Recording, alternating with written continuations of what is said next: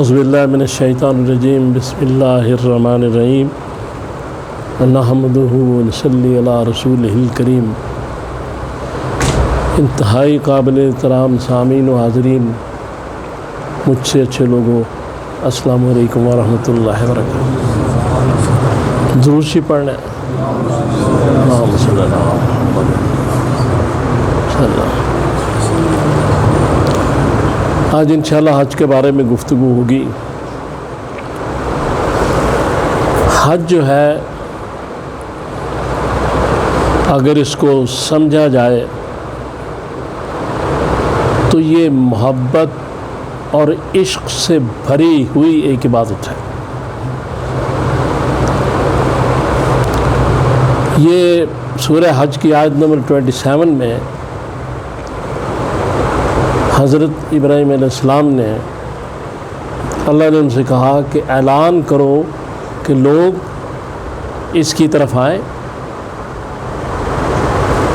کعبہ کی طرف پیدل سواریوں پہ جیسے بھی یہاں پہنچے۔ تو یہ وہ جو بات کی گئی تھی تقریباً 5000 سال پہلے، اس کے جواب میں پھر یہ لوگ حج کے لیے جاتے ہیں تو کہتے ہیں لبیک اللہم لبیک، کہ ہم حاضر ہیں، اے اللہ ہم حاضر ہیں، بلایا تھا نا آپ نے تو آ گئے۔ تو اس میں جب حاجی وہاں پہنچتے ہیں تو ایسے ایسے معاملات پیش آتے ہیں کہ جس میں ہر جگہ عقل جو ہے اس کو شکست دینی پڑتی ہے اور محبت جو اللہ کی وہ غالب آ جاتی ہے۔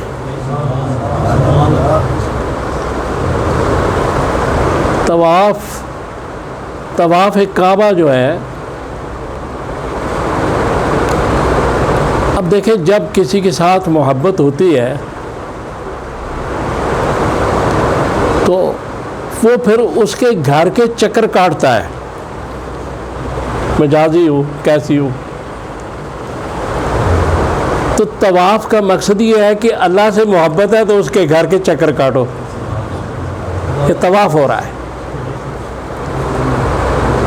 اور پھر چونکہ انسان کی فطرت میں بعض چیزیں شامل ہیں کہ جس سے انسان محبت کرتا ہے، اس کو گلے لگانا چاہتا ہے، اس کو پیار کرنا چاہتا ہے، تو اللہ تعالیٰ سے محبت ہے تو وہ ان کو تو گلے نہیں لگا سکتے، پیار نہیں کر سکتے، کوئی ایسا کام نہیں کر سکتے، تو انہوں نے وہاں حجر اسود رکھ دیا کہ اگر میری قدم بوسی کا خیال ہے، میرے مسافر کا خیال ہے تو اس کو بوسہ دے دو۔ اور پھر وہ کعبہ اور اس کے درمیان جو ایک دیوار ملتزم وہ رکھ دی کہ اگر آپ کا دل کرتا ہے گلے ملنے سے تو اس کو لپٹ جاؤ اور اس کے ساتھ لپٹ کے دعائیں کرو، طواف بھی کرو میرے گھر کا، محبوب کے گھر کا چکر کاٹنا طواف، میری قدم بوسی، میرا مسافہ حجر اسود کو چومنا، اور ملتزم جو ہے اس کے ساتھ لپٹنا۔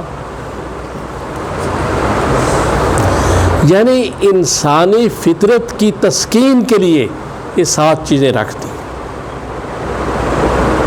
پھر اس کے بعد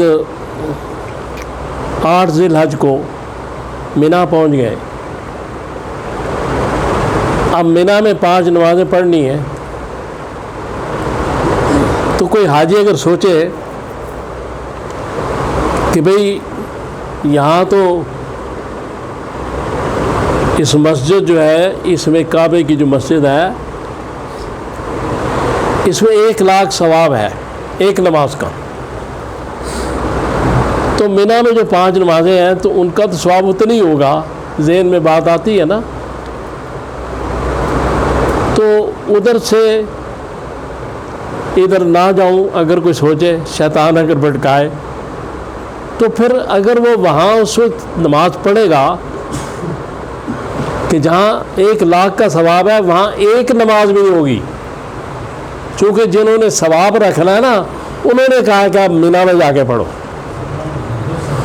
ثواب تو انہوں نے رکھنا ہے، ثواب تو انہوں نے دینا ہے، تو لہٰذا یہاں بھی عقل کو شکست ہو رہی ہے کہ ادھر جاؤ، پھر وہاں 5 نماز پڑھ کے پھر ادھر چلے جاؤ عرفات میں 9 ذی الحج، اور وہاں ظہر عصر ملا کے کھڑے ہو جاؤ اور اللہ کا ذکر کرو،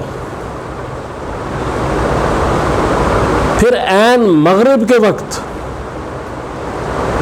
جب نماز کا وقت ہے تو رسول اللہ صلی اللہ علیہ وآلہ وسلم نے کہا کہ یہاں سے نکلو، تو بلال رضی اللہ تعالیٰ عنہ کہنے لگے یا رسول اللہ صلاۃ، آپ نے کہا بلال الصلاۃ و امامت، نماز آگے ہے، تو مزدلفہ میں پھر ظہر عصر یہاں، مزدلفہ میں پھر مغرب عشاء یعنی لیٹ کر کے وہاں پڑھی جائے گی، پھر عرفات میں خیمے لگانے کا حکم، اور مزدلفہ میں کوئی خیمہ نہیں لگانا، تاروں کے نیچے، پھر وہاں سے حکم ہے کہ اب مینا جاؤ، سارے احکام ہیں، اور وہاں 3 دن جمرات جو ہیں ان کو کنکر مارو، پتھر مارو، تو عقل انسانی کہتی ہے پتھر کو پتھر مارنا کیا کام ہے، عقل یہی کہہ رہی ہے نا، لیکن ان کا حکم ہے، لہذا وہ 3 دن اس کو پتھر پڑیں گے اور پتھر مارے جائیں گے، اور یہ وہ تقاضۂ محبت ہے کہ اپنی عقل، اپنی تجویز، اپنی ہر شے کو اللہ کے حکم پر قربان کر دیں، اور یہیں سے قربانی کا مقصد نکلتا ہے۔ اصل قربانی یہ ہے کہ اپنی تجویز، اپنی رائے، اپنی ہر شے اللہ رسول کے حکم کے جب سامنے آئے تو اس کو فنا کر دو، ختم کر دو۔ پھر اب وہاں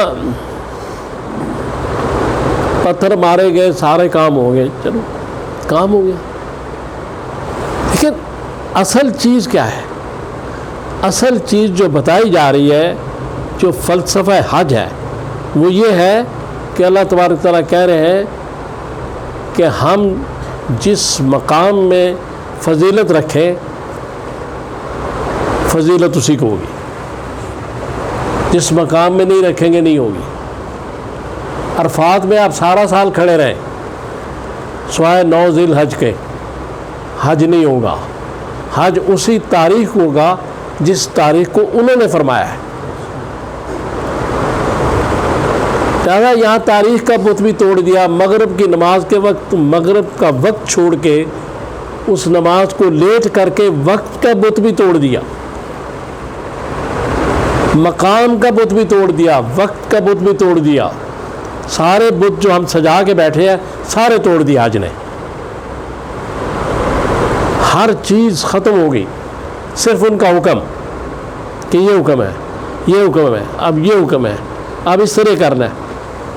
احرام باندھنے کے بعد صرف احرام 2 چادریں باندھنے کا مقصد نہیں، اس کے بعد کچھ چیزیں حرام ہو جاتی ہیں، جب نیت کی جاتی ہے، تلبیہ پڑھی جاتی ہے، تو پھر خوشبو نہیں لگا سکتے، سلا ہوا کپڑا نہیں پہن سکتے، ناخن نہیں کاٹ سکتے، بال نہیں کر سکتے، جائز نفسانی خواہش پوری نہیں کر سکتے۔ اس کا مقصد یہ ہے کہ جس وقت وہ کہے کرو، جس وقت کہے نہ کرو نہ کرو۔ یہ تو سارا فلسفہ یہ بتا رہا ہے کہ کسی شے میں، کسی چیز میں کوئی چیز نہیں جب تک وہ حکم نہ دے۔ دیکھیں حضرت عمر رضی اللہ تعالیٰ عنہ نے جب حجر اسود کو بوسہ دیا تو آپ کے جو الفاظ ہیں، کیا پتھر تو کوئی نفع اور نقصان نہیں دے سکتا، یعنی کوئی یہ نہ سمجھے کہ یہ پتھر جو ہے اس میں بڑی فضیلتیں ہیں اور یہ نفع نقصان دے گا. آپ نے کہا میں تجھے صرف اس لیے بوسہ دے رہا ہوں کہ میں نے اپنے رسول صلی اللہ علیہ وسلم کو تجھے بوسہ دیتے ہوئے دیکھا ہے. تو اس بات سے ساری بات صاف ہو جاتی ہے کہ نہ اس حجر اسود میں کچھ ہے نہ کہیں اور کچھ ہے، جو ہے اللہ رسول کے حکم میں ہے. وہ کہ کسی پتھر کو مت چومو، نہ چومو. وہ کہ حجر اسود کو چومو، بار بار چومو. یعنی یہاں یہ سوال ہی نہیں پیدا ہوتا کہ اس کو کیوں ایسا کرے، اس کو کیوں نہ کرے، ایسے کیوں کرے.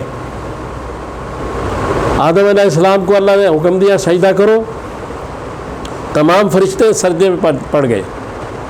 جس نے سجدہ نہیں کیا وہ شیطان ہو گیا. یوسف علیہ السلام کے والدین نے یوسف علیہ السلام کو سجدہ کیا قرآن میں،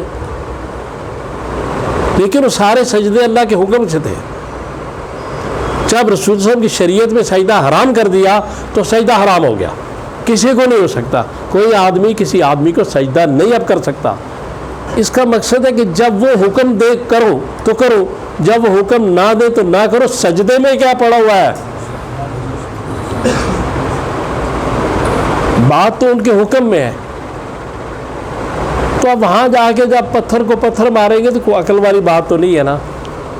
تو اس لیے کسی شاعر نے ایک شعر کہا ہے کہ خرد کو جنوں کو خرد بنا ڈالے، جو چاہے آپ کا حسن کرشمہ ساز کرے. تو میں ایک اعلان یہ کرنا چاہتا ہوں کہ آئندہ جمعرات کو جو محفل ہے یہ ہماری نہیں ہوگی، چونکہ عید ہے. تو انشاءاللہ 6 جولائی کو غالباً 6 جولائی کو آپ سے ملاقات ہوگی اور بیان ہوگا. تو اللہ سے دعا کریں اللہ تعالیٰ مجھے اور آپ کو توفیق دے کہ میں نے جو باتیں کی ہیں ہم ان پہ عمل کر سکیں. جو اس میں غلطی ہوئی اللہ تعالیٰ معاف فرمائے. صلی اللہ تعالیٰ علی خیر خلقہ محمد و آلہ وسلم.